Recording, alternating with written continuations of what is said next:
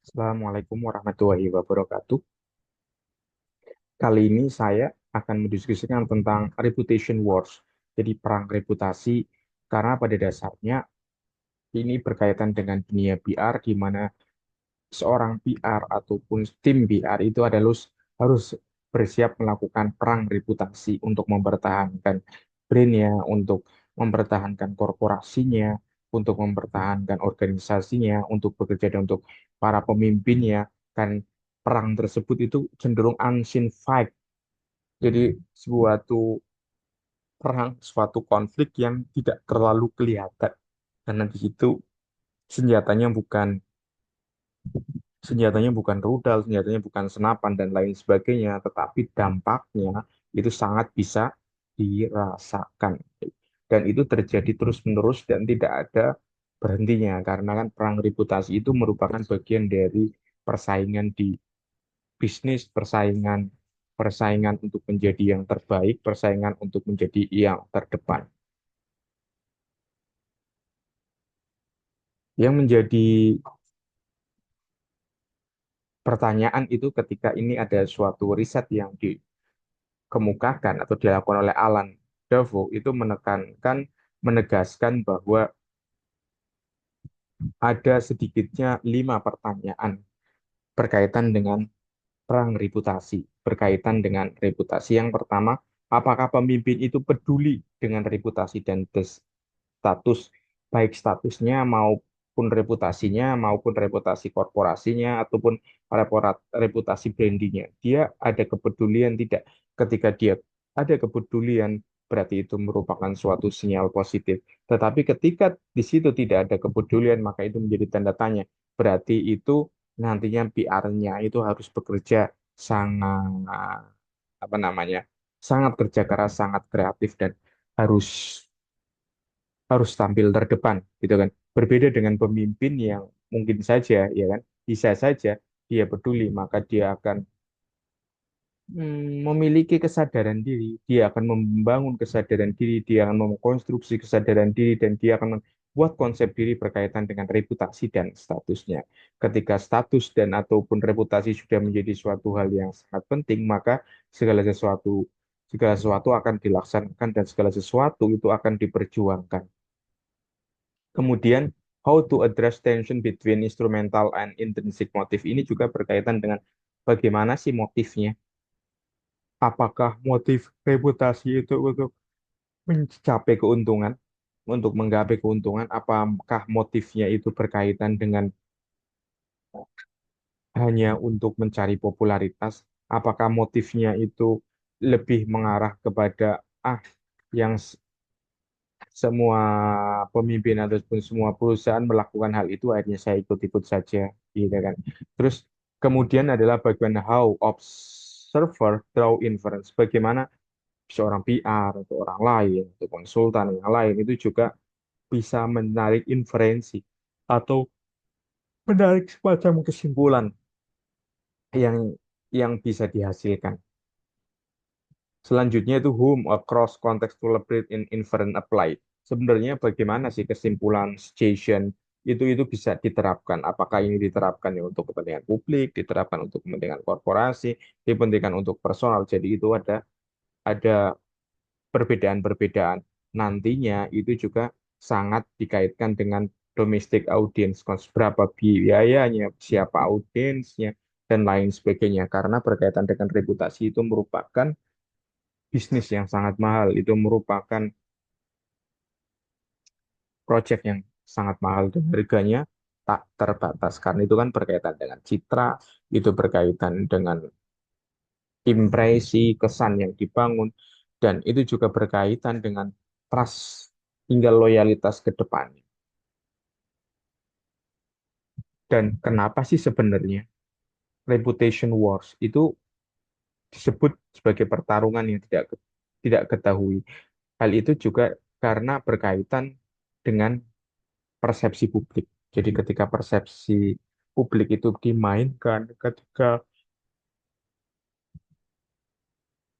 apa namanya opini publik itu dimainkan, maka itu adalah perang-perang yang sangat absurd, perang-perang yang sangat abstrak. Dan perang tersebut sebenarnya sangat kentara, tetapi kadang-kadang tidak dirasakan. Karena itulah harusnya itu kan public image dari suatu organisasi itu harus terus dieksplorasi, harus terus dijaga, harus terus di-maintain. Karena itu berkaitan dengan banyaknya kekuatan-kekuatan yang kadang-kadang ingin menghancurkan, kekuatan-kekuatan yang ingin menggoyahkan itu kan reputasi tersebut. Sehingga di dalam reputasi tersebut ada defense, ya kan? Bagaimana kita melakukan defensif, juga bagaimana kita juga melakukan ofensif, serangan keluar. Selanjutnya, kalau kemudian di dalam reputation war itu dapat shadow play. Jadi shadow play-nya itu apa sih? Ya kan kalau dalam kajian-kajian itu adalah itu biasanya berkaitan dengan managing your brand image was just tip of the iceberg, gitu kan. Beneath the surface lies complex battleground where reputation are won and lost. Jadi ini berkaitan dengan menang dan kalah. Ini juga berkaitan dengan apakah kita akan menyerang dan ataukah kita akan bertahan. Apakah ini juga berkaitan dengan apakah perusahaan ini akan eksis gitu kan atau mundur teratur atau bangkrut teratur. Jadi shadow play-nya itu benar-benar berkaitan dengan upaya keberlangsungan sustainability. Jadi tidak hanya berkaitan dengan upaya untuk jangka pendek setahun dua tahun tidak, tetapi dalam long term, bahkan between one generation to other generation. Karena kita ketahui kalau misalnya bisnis konglomerasi kan diturunkan dari ayahnya, diturunkan kepada anaknya dan lain sebagainya. Jadi long term generation itu adalah permainan, memang permainan-permainan bayangan. Kemudian kita ketahui bahwa di dalam permainan persepsi untuk berkaitan dengan perang, ya kan? Berkaitan dengan perang reputasi, berkaitan dengan perang impresi, ada tangan-tangan yang tidak terlihat, ya kan? Jadi tangan-tangan yang terlihatan itu bukan hanya PR saja yang di situ yang dipertaruhkan ataupun diminta untuk terus berjuang ataupun diminta untuk menjadi garda depan, tetapi tidak hanya PR yang mengeluarkan press release, bukan hanya PR yang membuat konten konten di medsos, ya kan? Bukan hanya itu, tetapi di situ ada marketing, di situ ada tim produksi dan semua elemen itu ikut bermain dalam mempertahankan reputasi karena ini berkaitan dengan kualitas. Kualitas tentunya kualitas pelayanan, tapi itu ada yang pihak di pelayanan, kualitas customer service, misalnya kualitas kontrol di produk, itu kan ketika produk ini hanya berkaitan dengan press release dan marketing semata. Kemudian yang tidak pernah penting itu adalah bagaimana upaya invisible hand, ya kan sekarang itu adalah audience trust. Audience trust itu kan tidak hanya perubahan, itu kan transformasi dari media tradisional menjadi peer-to-peer recommendation dan influencer. Peer-to-peer recommendation itu umumnya adalah berdasarkan teman, berdasarkan rekomendasi di review, terus review dari orang-orang, gitu kan. Jadi ketika orang membeli sesuatu, orang orang menilai sesuatu itu tidak hanya berdasarkan informasi yang dia terima mentah-mentah dari media tradisional, koran televisi, media online dan lain sebagainya, tetapi adalah rekomendasi-rekomendasi dari Google Review di situ, rekomendasi dari misalnya ulasan-ulasan di medsos, ulasan-ulasan di TikTok dan lain sebagainya. Selain itu adalah faktor influencer. Influencer itu bermain karena kan dia memainkan opini pribadi di kalangan pendapat dan apa yang dia katakan itu bisa memicu kontroversi, memicu komentar dan ujungnya ada like and dislike dan lain sebagainya. Hingga ada invisible hand yang bermain dalam permainan persepsi untuk meningkatkan reputasi tersebut. Kemudian kita ketahui itu ada echo chamber-nya itu apa? Echo chamber-nya sekarang itu adalah berkaitan dengan algorithm and personalization. Algorithm itu umumnya itu adalah bagaimana gitu kan? Bagaimana perusahaan teknologi itu memberikan feed gitu, memberikan banyak feed, memberikan banyak apa ya, saran, memberikan banyak banyak tekanan, memberikan banyak kontribusi, suggestion dan lain sebagainya untuk berkaitan dengan sesuatu yang biasanya itu berserikat dengan iklan ya, iklan di Google ataupun iklan di medsos. Dan umumnya itu personalized feed, personalized jadi antara saya dengan si A itu bisa beda, saya dengan anak saya beda, saya dengan istri saya beda. Personalisasinya memang tergantung apa yang kita ketik dan apa yang kita cari. Dan itu akhirnya itu cenderung menghasilkan bias ya. Bias-bias itu terlalu banyak bias sehingga akhirnya orang itu ya itu akan mengikuti pilihan tersebut, akan percaya pada pilihan tersebut atau tidak sama sekali. Selanjutnya adalah dangerous feedback. Feedback itu kadang-kadang juga menghasilkan misinformasi. Misinformasi ini tentunya itu kan diperlukan adanya confirmation bias in digital space. Itu juga diperlukan adanya cek fakta.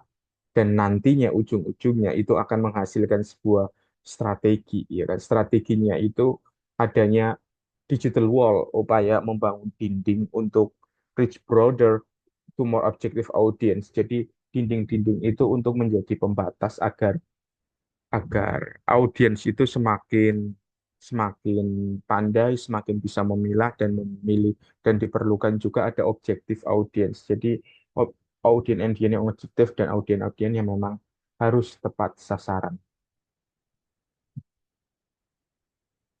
Selanjutnya kita akan membahas tentang apa itu krisis effective practice reputation shielding. Ketika kita tahu itu kan, ketika tahu bahwa dampak dari AI bermodel algoritma itu kan adanya bias gitu kan, maka diperlukan adanya etika. Di situ juga diperlukan adanya upaya transparansi, bukan hanya performative action ya, tetapi bagaimana upaya terus menjaga trust, upaya menjaga kepercayaan. Gitu kan. Jangan sampai munculnya public nightmare menjadi mimpi gelap bagi publik. Apa yang bisa dilakukan salah satunya itu dengan the comeback kit. The comeback kit itu revolution repair playbook. Jadi tetap diperlukan semacam playbook di mana ada langkah-langkah dalam pengatasan reputational crisis gitu. Itu salah satu faktornya itu ada tiga ya. Bagaimana bagaimana speed kecepatan yang harus kita sampaikan dalam menyampaikan informasi, kemudian sincerity, ada kejujuran di situ, kemudian ada strategic silence. Strategic silence itu bagaimana dengan diam, tapi kita juga sebenarnya beraksi. Gitu kan. Selanjutnya ada gimana kita menghasilkan autentik naratif, narasi-narasi yang kita hasilkan juga menjadi harus lebih autentik, berbeda dengan yang lain, dan kita menghadirkan personal stories, ya kan? Personal stories tentang pemimpinnya, personal stories tentang orang-orang yang di dalamnya, personal stories tentang agen-agennya yang ada di situ. Jadi itu tujuannya itu agar hadirnya hadirnya suatu narasi yang bersifat personal tersebut itu mampu menghadirkan humanisasi gitu. Imunisasi itu dimunculkan karena pernah adanya suatu kesalahan. Ketika kita misalnya pernah suatu perusahaan, gitu kan, perusahaan mengalami suatu kecelakaan, misalnya perusahaan maskapai mengalami kecelakaan pesawat, maka di situ ada humanisasi bagaimana perjuangan pilotnya yang berusaha keras untuk menyelamatkan pesawat itu dan menyelamatkan awak penumpang, bagaimana perjuangan para pramugari menyelamatkan para penumpangnya, mengutamakan para penumpangnya, dan pramugari itu yang terakhir terakhir turun dari pesawat dan bersama kaptennya, kayak gitu. Itu cerita-cerita yang lebih personal. Measuring long-term impact of retention recovery effort adapting strategy di based on the data, base the datanya itu seperti apa, sehingga kita mengetahui gitu kan arah pergerakannya, sehingga diperlukan data science yang sangat kuat. Hal yang menarik adalah bagaimana kita mendapatkan kemenangan dalam perang tersebut. Karena kan ketika perang tersebut tidak menang, itu maka menjadi suatu hal yang sangat lucu, gitu kan. Ketika perang itu menang, maka itu menjadi suatu hal yang bisa kita banggakan dan bisa kita tekankan, gitu. Seperti apa sih cara memenangkan pertarungan tersebut. Cara yang mengambil pertarungan yang paling penting ketika dalam berkaitan dengan reputasi bukan hanya berkaitan dengan logika, berkaitan dengan common sense, tapi bagaimana kita mengambil hati, gitu kan. Jadi salah satu ini adalah bagaimana kita itu adalah mengambil hati publik, mengambil hati masyarakat, gitu kan. Dengan cara apa? Dengan cara ya menggunakan alat-alat yang baru tersebut, AI, algoritma dan lain sebagainya, penyesuaian-penyesuaian. Jadi prinsip-prinsip itu tetap penggunaan dengan hati, memanusiakan cerita, itu memanusiakan reputasi, memanusiakan brand itu menjadi suatu kebutuhan yang sangat penting. Saya kira ini adalah penjelasan itu kan dari awal diskusi kita. Jika ada pertanyaan atau opini silakan kasih di kolom komentar. Jika ada kolaborasi silakan kirim ke kolaborasi. Teman-teman bisa mengirimkan email. Terima kasih banyak atas bergabungnya menonton video ini. Terima kasih. Assalamualaikum warahmatullahi wabarakatuh.